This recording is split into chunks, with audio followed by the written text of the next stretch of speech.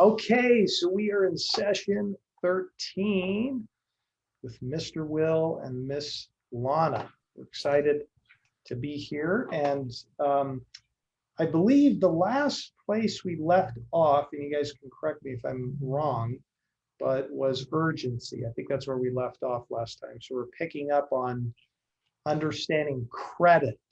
Okay. And again, we're in the mining application sort of data process and data collection that we're going to go through. So as we go through, I'm going to ask you guys, Lana, we'll start with you. What do we mean by understanding credit? Understanding credit, it's kind of understanding that it's more than just a number and that it's telling a story about that person and kind of how they handle their finances. Credit's not going to always be, or in most cases wouldn't be like a make or break part of the loan process, but it is important to understand, okay, well, this is why this happened and this situation did come up, and kind of knowing, like, was this a one-off deal? Is this, they aren't great at paying things on time or things like that? Just looking at it as more of a story rather than just a number. Yeah, that's great. Yeah, exactly. It's more than just a number, right? It's so there is a story with every single one, and there's no way to just sort of go, the FICO says it all. It's like, well, it doesn't. I mean, there's people that I've dealt with who had bankruptcies, and when we dive into the story, the guy literally liquidated all of his assets to save his wife's life. She died, unfortunately, but so you're kind of like, of course, who wouldn't do that? In their right mind. And so obviously that's a person that we would have no problem lending money to, because anybody who has some sense of morality would do the same thing, right? So basically we need to understand the story. And it's really important when you guys ask about credit, because it's another really tricky area. It's not black and white. There's just a lot of gray, but you need to be able to ask very specific questions, okay? Because here's why. If you deal with somebody that's seasoned when they come into this area, then asking about credit, they're going to get it.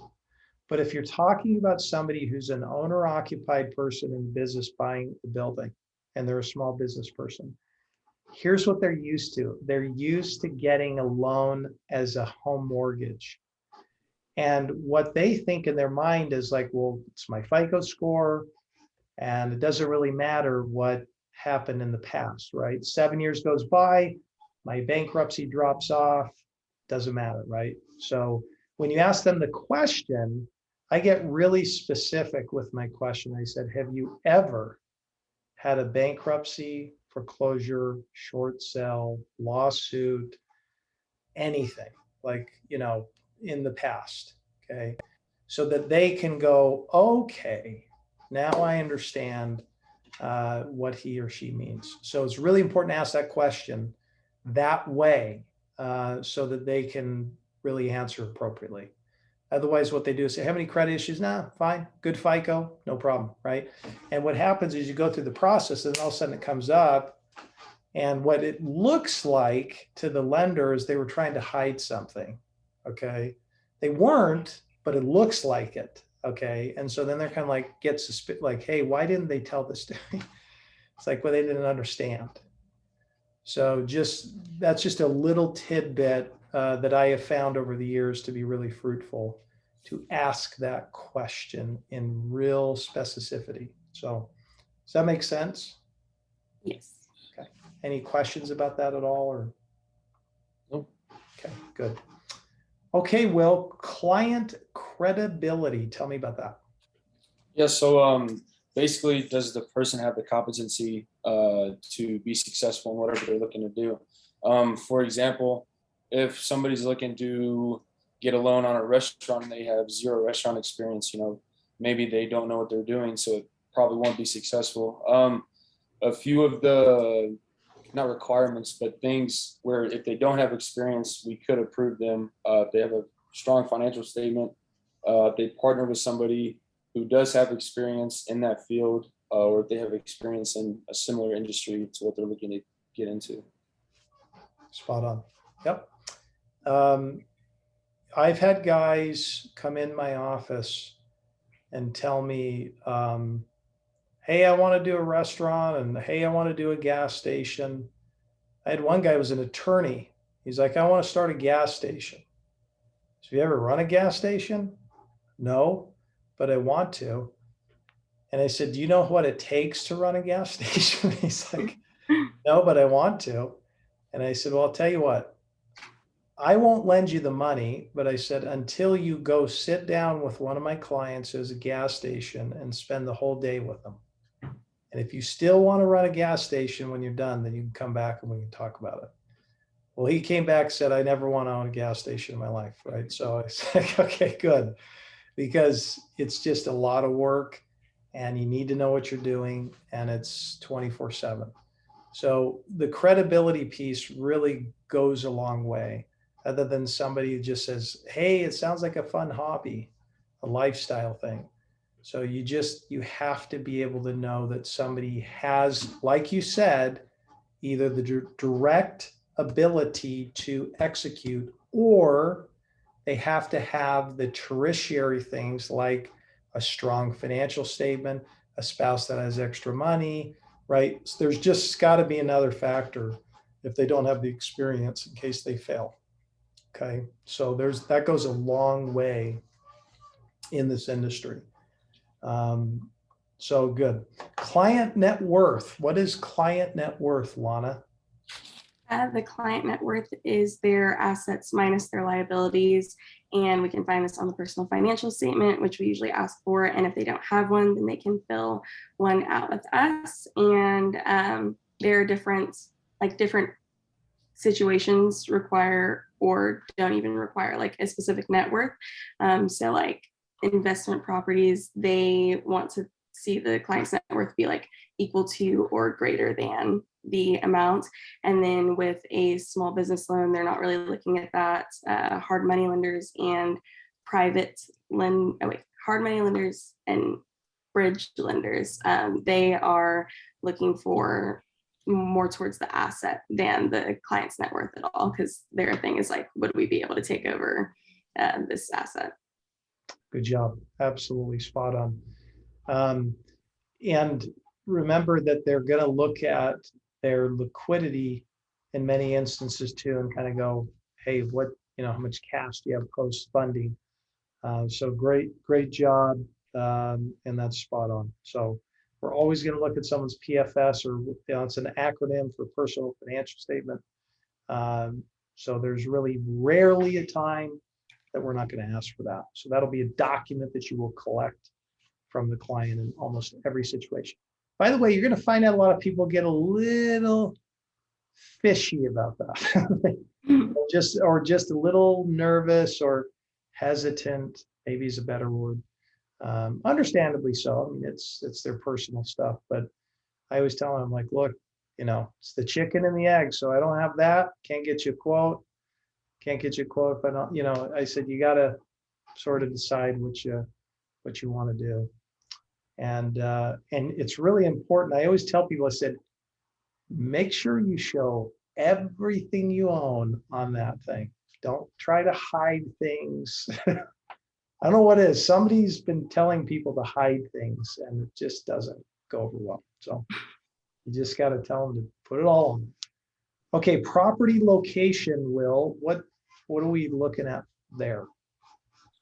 Yeah, we just want to ensure the lender that where this property is located and what's around this location will be a good long-term risk for them. Some of the things that we looked at is like where it's located, like is it in a city? Is it a suburban property? Is it a more rural property? How much traffic goes by, specifically like for retail centers? Obviously, if the location is in a spot where not too many cars pass by it, chances are the business won't be as successful. And then another thing that they look for is kind of the like what else is around the property. Like if you want to own a gas station, there's 2 other gas stations in that vicinity, it probably won't be a good idea to open up a gas station in that vicinity. So yeah, that's just some of the things that they look at, and you as a loan associate just have to make sure that you get as much information for the lender just to ensure them that they can feel comfortable with giving this loan out. Great job. Okay, I'm going to show you guys a picture just to give you an idea. So last night, I had to speak. Can you guys see this? Yes. Yeah. So I had to speak at this place with one of my associates is, wants to get out there and goes to networking things. And so I said, well, where's it at? And they said, Fire and Fury Brewery. I was like, okay. And so I drove in. Okay, so kind of look at this retail center. Okay. Does it look thriving to you, or does it look like Lackluster. a little lackluster, right? Like, so I drove in this thing. I'm like, okay, this is dead as a doornail. Like vacancies. There's toy anxiety. I don't know what that's about. What's this? And I don't STEM cooking robots. I don't know what that's all about. Then it's like tucked back in the corner here. And, so, if you're lending on something, like it doesn't take you long to kind of go, what's up with this center? And I'm in with the guy last night at the brewery place, and which is right down here. Oops, get out of their place. Let you walk in. So it's over here. And I walk in and I said, how are things going? He's like, yeah, it's a little dead. And I'm thinking, well, yeah, I mean, Look around. probably wanted to pick up something. Probably wanted to land in a little bit more of a robust place with more foot traffic. And, so the point is, I'm not coming down on the guy. I'm just saying that, at the end of the day, you have to kind of see like, look, the place was beat up. It was run down. Nobody's taking care of that place. The roof is probably trashed. The parking lot needs to be resurfaced. I mean, and look, you don't need a finance degree to sort of look at it and go, yeah, something's off.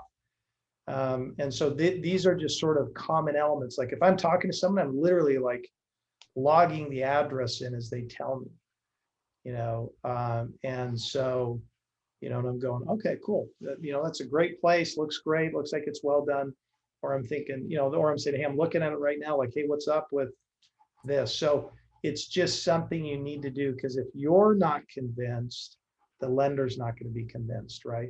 Now, if someone's picking up that center to completely overhaul it and re-tenant it, like, okay, great, makes sense. But you just need to kind of understand the elements of it. So, okay, let's move on to the next thing. So what about asset, property, business description? So Lonnie, do you want to walk me through that? So here the goal is to gather as much information about the property and the business that you possibly can. This should be like really, really detailed, because you want to have the best quality presentation possible and be able to pre-answer any questions for the lender. And some of those things to ask about are like the condition of the property, the age, the access points, and then there are other more specific things that go with different types of properties. So like with a gas station, you would ask like, how many pumps do you have? How big is this area? And like the triple net properties, they want to see like the lease for that, how long that's going to be with that tenant, and any other clauses, and just like more specific things so that you're really prepared and the property really well. Yeah, good. Great job. Yep, absolutely. Why do you think access matters for a piece of property? Like meaning, The access points? Yeah, how you get in there. Yeah. I mean, if somewhere is, like you just showed us that one place was like pretty tucked away, and if you weren't looking hard enough, then you're not going to find it. Well, partially if someone's like intending to go there and then they can't find it or it's difficult to get to and there's somewhere else that they think of, they'll just go to the other place instead. And then on the other hand, there's a good amount of traffic that comes from just, oh, like someone drove by and they saw it, or they happen to be passing through and it just caught their eye. And without that ease of access, you're not going to get that traffic that's additional. Yeah, great job. Yeah. Yeah, I mean, if you're like a car wash and you have a median, okay, and you're going one direction and there's no access point to drive in there, but you have to flip a UE, you're probably not going to go. You're right. Maybe you will. I don't know. But it's just one more barrier for you to try to get a client, right? So he or she might say, just go down the street. Like, I'm not going to flip a UE. Now, that's unfortunately, that's Americanism, right? Where it's, it's too lazy. I'll just go down the street. So, it's important. It's the reality. So if you can't easily get in this place, it's a problem. So those little factors kind of matter, to the success of the property. Okay, so great job. Will, value of the property. Walk me through that. Yeah, so with this, we really just have to gain confidence in the actual value of the property, because a lot of times the property will appraise lower than what the asking price actually is for. So really just to gain confidence and see if we can kind of understand why that happened, and see if we can do anything to kind of alleviate that.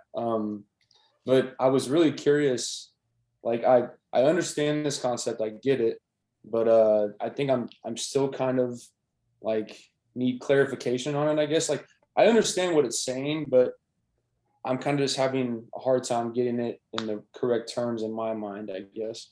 You mean like the value element? Is that what you're saying?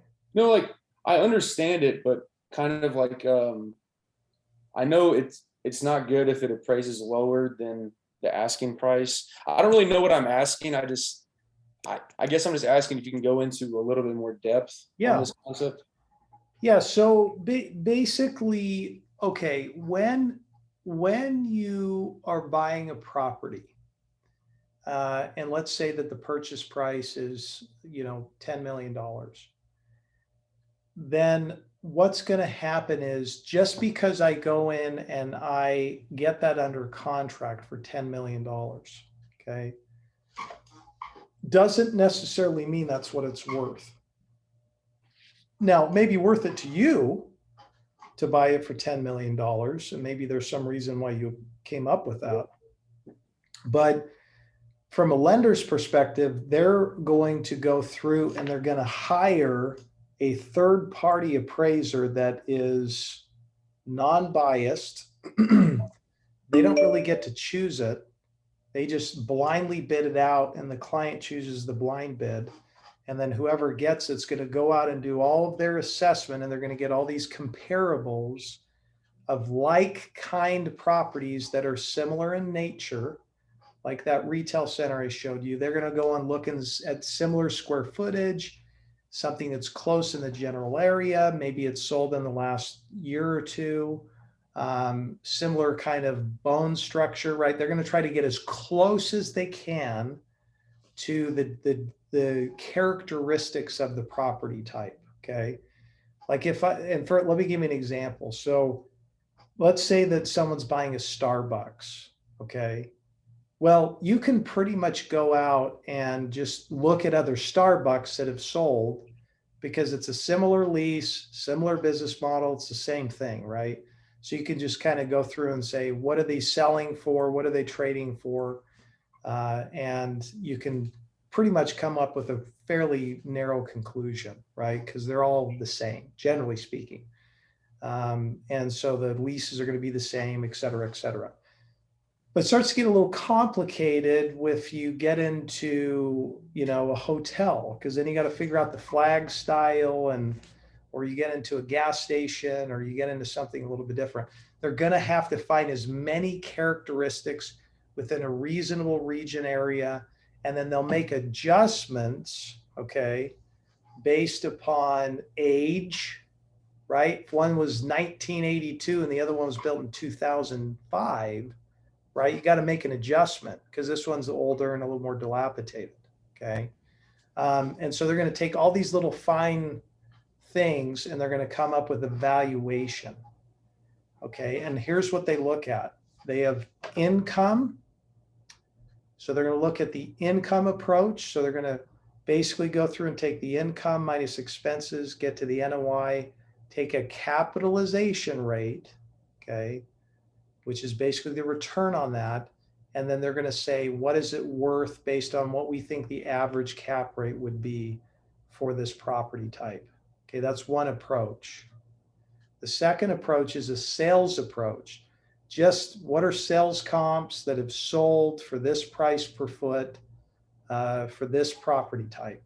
Okay, that's another approach. And the third approach is a cost approach. And the cost approach is just this. If I had to rebuild this building and tear it down and rebuild it right now, what would it cost me to rebuild it?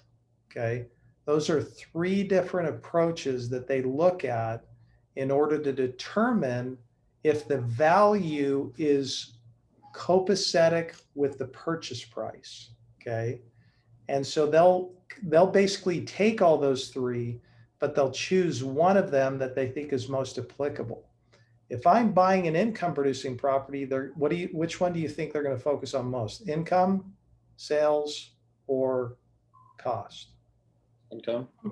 Income, right? Because it's just applicable. If I'm buying an owner occupied building that's not an income building, which one do you think they're going to give most approach to? Sales comps, cost, or income? Sales, exactly. Right? Because you're occupying the building. They're just going to go look and say, what other buildings that were owner occupied, right? What did they sell for? Okay. Price per foot. And then you go, what about cost, Dave? Well, yeah, honestly, it's Last not, resort. huh? Kind of like a last resort, like if there's just no way to do Yeah. sales or income. Yeah, I mean, honestly, I'll be honest. I don't even know why they do it. I mean, I guess I do because they have to, but nobody really uses the cost approach because it's always out of whack with what's going on, and it's not realistic because it's usually costing more than it costs to build, and it's just a very difficult thing to try to use. But they do it, so it's there, and it's probably more for the insurance agency than anybody, because the insurance agency needs to know what is the replacement value of that property, and that's what they get it from is the appraisal. Okay, and then they kind of know like, okay, well, it's going to cost us X, we have to replace it. Okay, so basically that is the valuation, and it's our job. Now, this is what makes us very different. We're very focused on proactiveness. We very much want to be prepared. We pull comps and we want to be convinced. My guys want to murder me all the time for this. I'm like, where's the comps? And they're like, do we have to get comps on this one? And I said, yes, you got to get comps. Because I go, if you do not, and you go down the road, that deal dies, you just wasted, 20 hours of time. Why would you do that? Right. And so we always want to get comps so we can be convinced. So when we talk to the appraiser, we can be the ones that say, look, here's some comps. We sort of think it's this, da, da, da, da, right? They're going to do their own, but I need to be convinced if I need to make an argument. Because it's the number one thing that will kill your deal. Like if that thing doesn't appraise, you just wasted a bunch of time. So what they're going to come back with is they're going to say, here's the final value, okay, based upon all those things we looked at. And it's either the same, lower, or higher, right?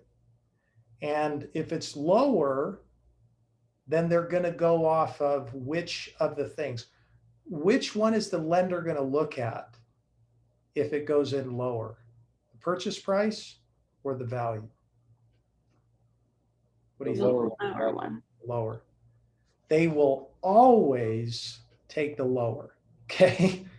So if your appraisal's lower, they're going to take that. If your purchase price is lower, they're going to take that. It's whatever's less. Okay. because they're conservative. Okay. If it's higher, it doesn't matter. It's just they're going to take whatever is less. Okay. So you're just always hoping it's at or higher, just so you don't, have to come in with more money. Because if the appraisal comes in lower, if it comes in at 9 million, then you're going to have to come in with 75% of the 9 million plus what else? The $1 million for the $10 million you're paying. Okay. So you're coming in with a lot more money than you would. Now that's assuming that you're not going to go back and renegotiate the price, which chances are you are, but the seller may say pound sand, I don't care. I'm not going to budge, right? And that's the trick. So that's what you're trying to do, is really hone in. It's kind of like I tell people, I said, everybody thinks their baby's the prettiest baby in the planet, right? So everybody thinks their property is worth the most in the world, but unfortunately it's not. So we just have to really hone in on that one. Does that make sense? Yes, it does. Thank you for doing that. Okay. So I wanted to walk through that. Okay. So what is this? Are they looking to sell, Lana? Why are we asking that question?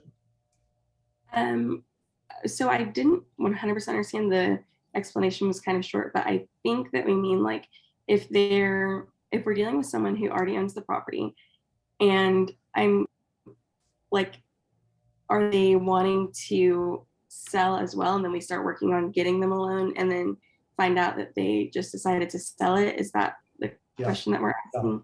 Yeah, good. And I'll probably have to unpack that a little bit more. So basically, let me give you there's been a few times, only had to happen once or twice, but I was like, okay, this is a problem. Where we went down the road, did all the work, and what they did is they had listed the property, or wanted to sell it, and we didn't know about it. And all of a sudden, we got all the way to the end. They're like, "Hey, I'm selling it." It's like, well, wait a minute. That would have been nice to know up front, right? So it's really important that you ask the question to the client. Are you thinking about selling the property, or are you selling it right now? Okay. And if the answer is yes, we're going to sell it, and we are selling it right now, it's probably a good discussion to say, hey, I just a little hesitant to go through the process if we're going to sell it. Like, why are you even doing this? And if they're like, well, if we can get along, great. If not, it's like, well, probably not going to do that. So it's just, again, it's more of a, time saver, just to make sure that there's no issues there as well. Have they ordered a phase 1? And when would this be applicable, Will? Why are we asking this question? Yeah. Well, first of all, phase 1 is a test to see if there are any contaminants or environmental hazards in the property. And we would ask this if it's a refinance situation. That's all I got on that. But if they haven't ordered one and we ask them, then that's probably a red flag, and we should probably say, you know what, we should pause it and kind of say, you need to order one right now, just to make sure, because there might be a reason why they haven't ordered one. But the only thing that it said in the video was in a refinance situation, they should have ordered a phase 1. So I'm not sure. I don't know. Yeah, so basically, and I'll have to go back and look at that if I need to expand on it a little bit more, but we'll just talk through it. So essentially, the purpose of it is I've had, a couple of my guys, have had deals blow up because somebody bought a property, they didn't get a phase 1. We got all the way down the road, and then we had to get a new phase 1, obviously. And we found out that there was underground storage tanks in the property, and they were leaking.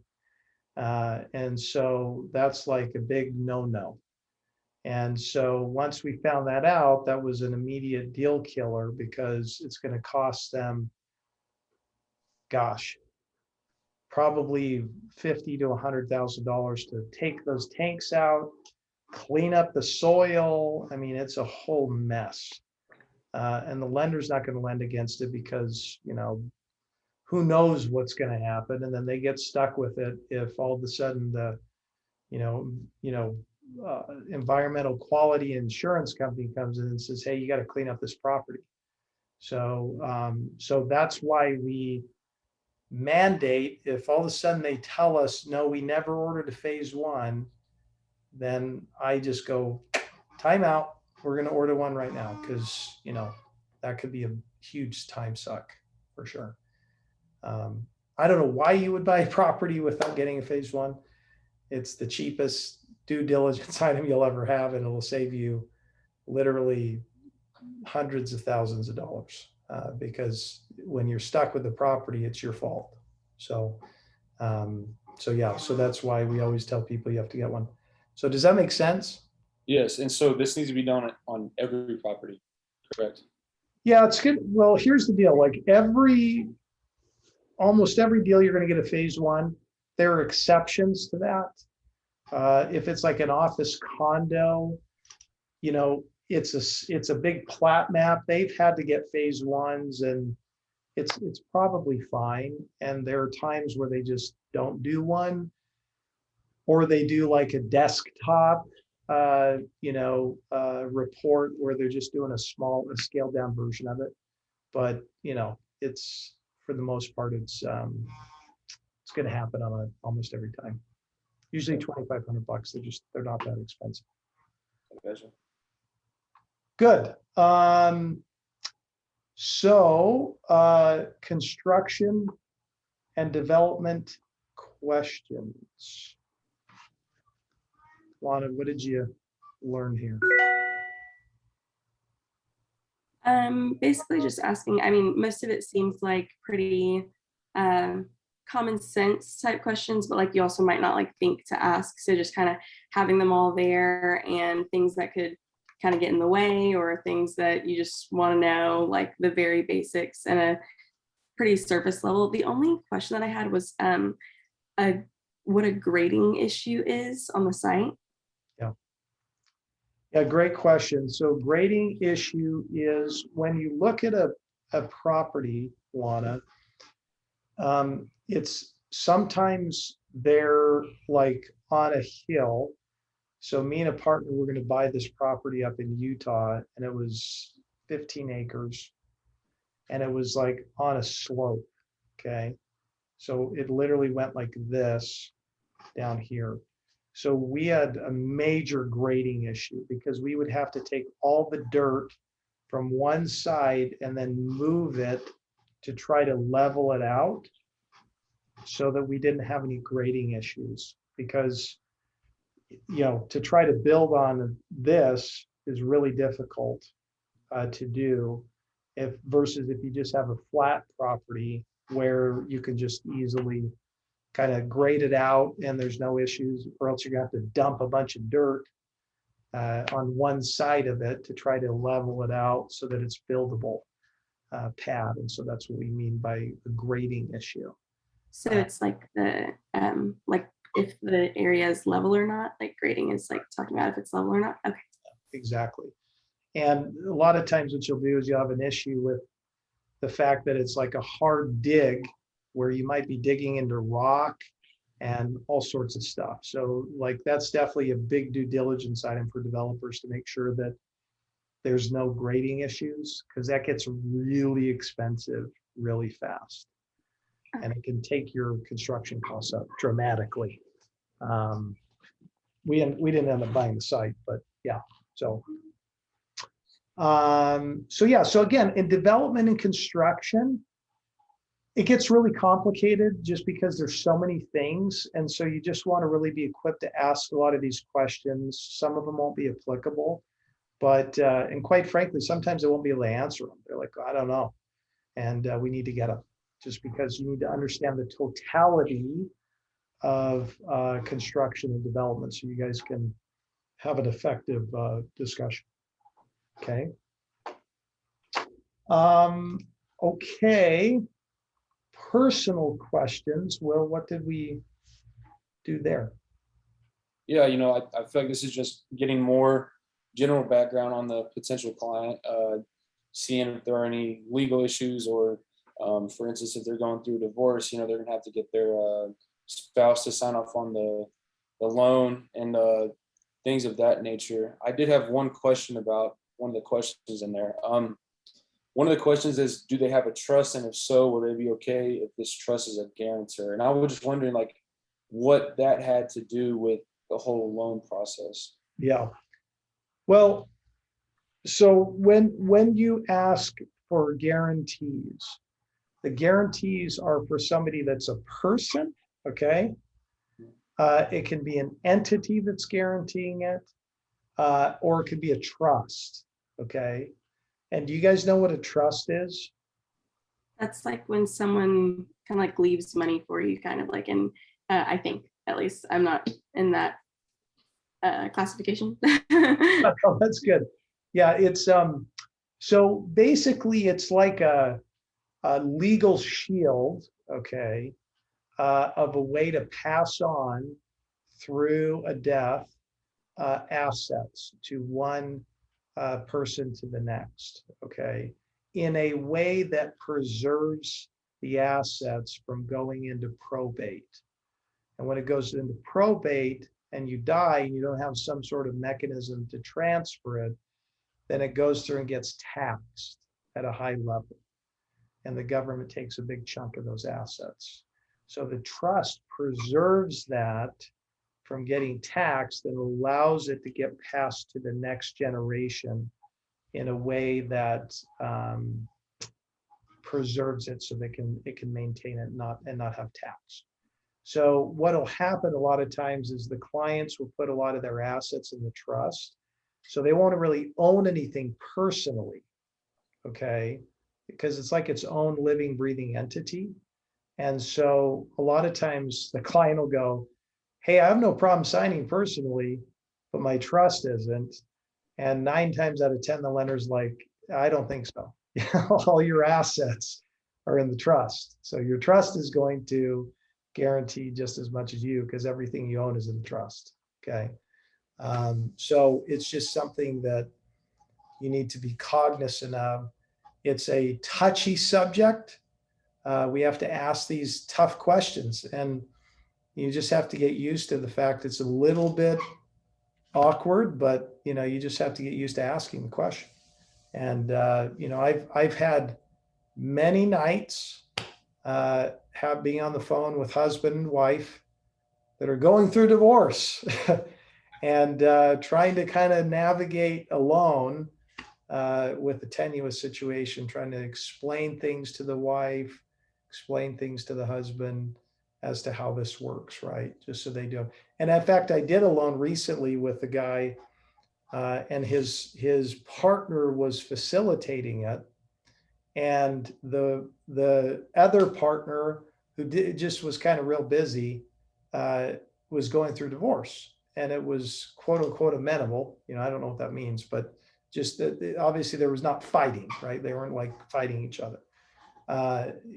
And so what I said is, I said, well, we're going to hit a timeout because I need the wife to literally send me a document that states when we get to closing, she's totally fine to sign these documents.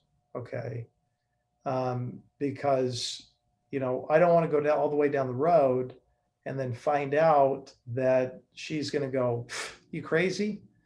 No way. I'm not going to sign that, which I would understand, but I'd rather know that now than, down the road. So again, he's kind of like, it's a little bit awkward. And I said, I get it.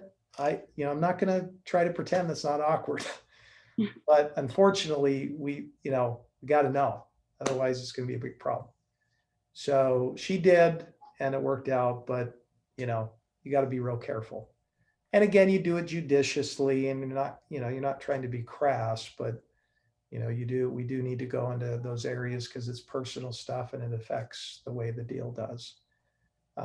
If somebody has just gone through a divorce then we need to understand what the repercussions of that, and the lender needs to know, because if all of a sudden, one spouse has to pay the other one a lot of money over time, well, that's going to affect their cash flow, right? So you're like, well, what's the obligation?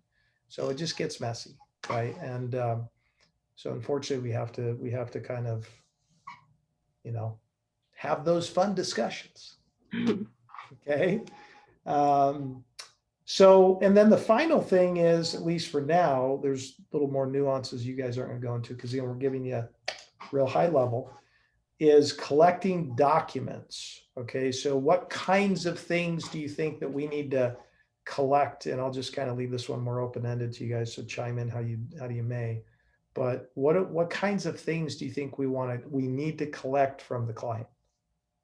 It's a little bit different depending on who exactly you are collecting from and what kind of business they are doing, or like if they're doing like an investment in a property, or if it's a small business owner, like that's going to make a difference in what documents you're collecting. But you're going to want to get like the personal tax statement, any business tax statements of businesses that they have 20% or more ownership of, the profit and loss statements, just like those kinds of things, just things to really get all of the financials in there, like balance sheets, business debt schedule, their resume for their credibility, just all those kinds of things. Good job.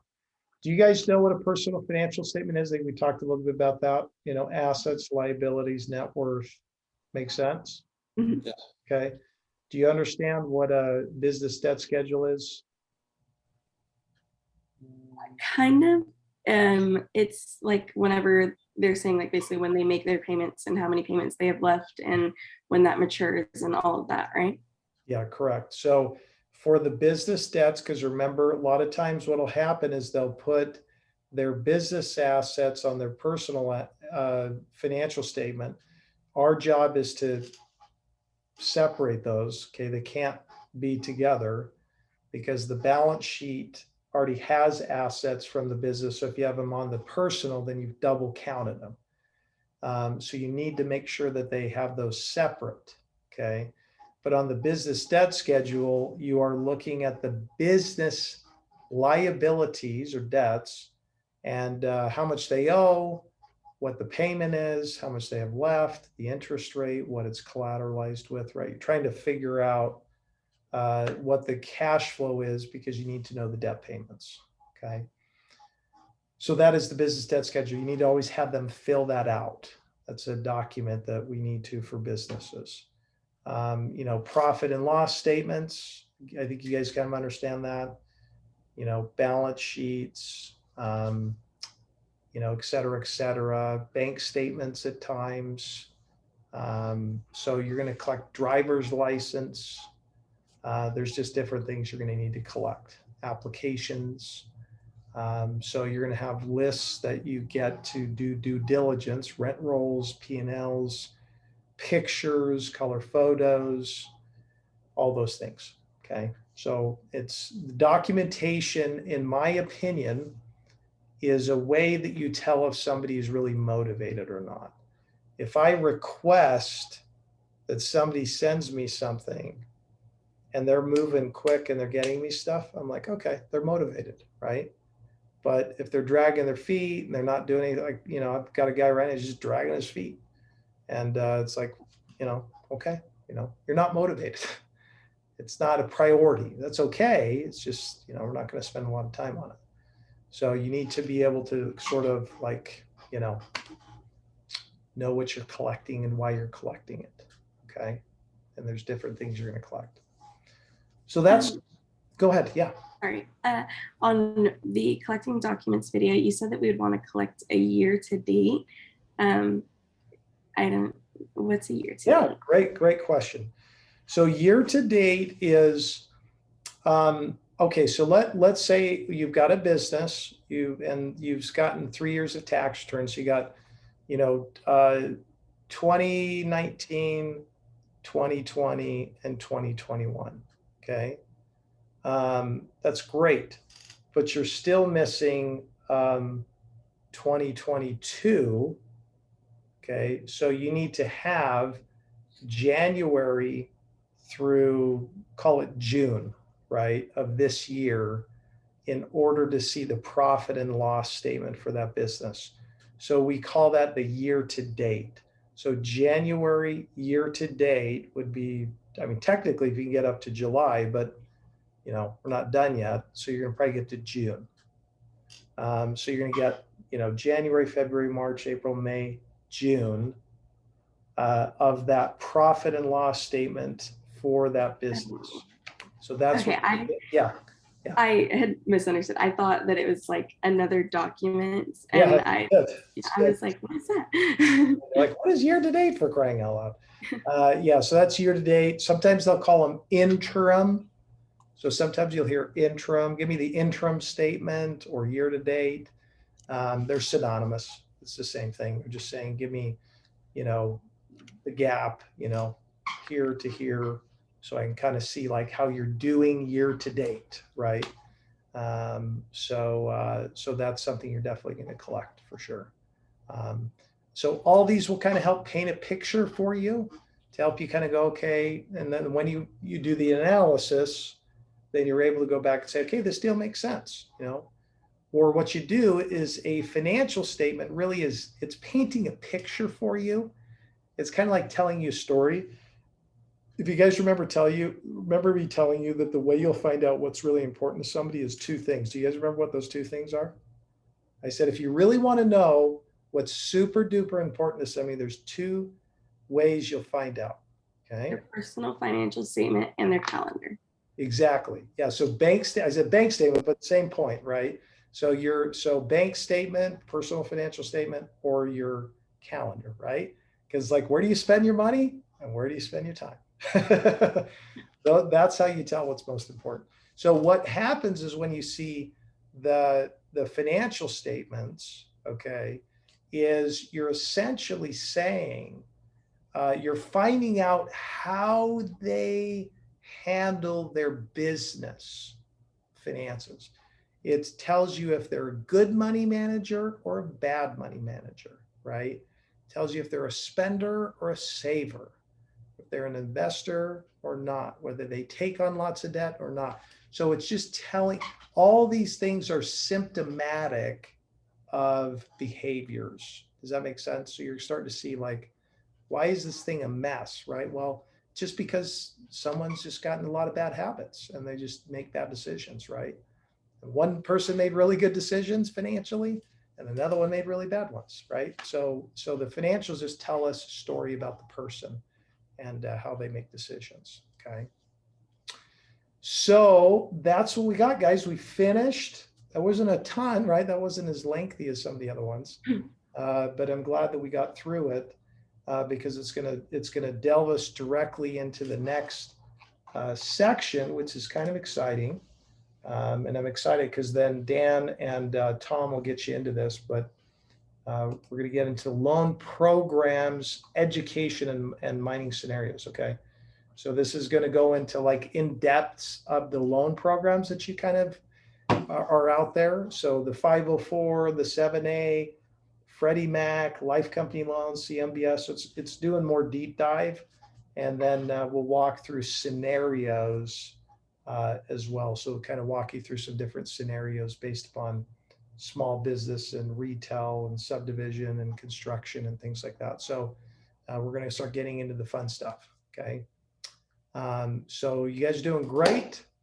We will assign this to you and see how far you can get before next week. I would say, at least try to get through the Life Company component if you can, just so that should give probably a good, that's a good session. It's 504 7A, Freddie Mac. That's a lot of substance. So, okay.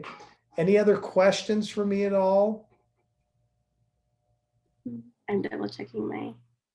I put little asterisks where I had questions. I'm always excited because Lana keeps me in line. So I have things that I got to fix. So it's good.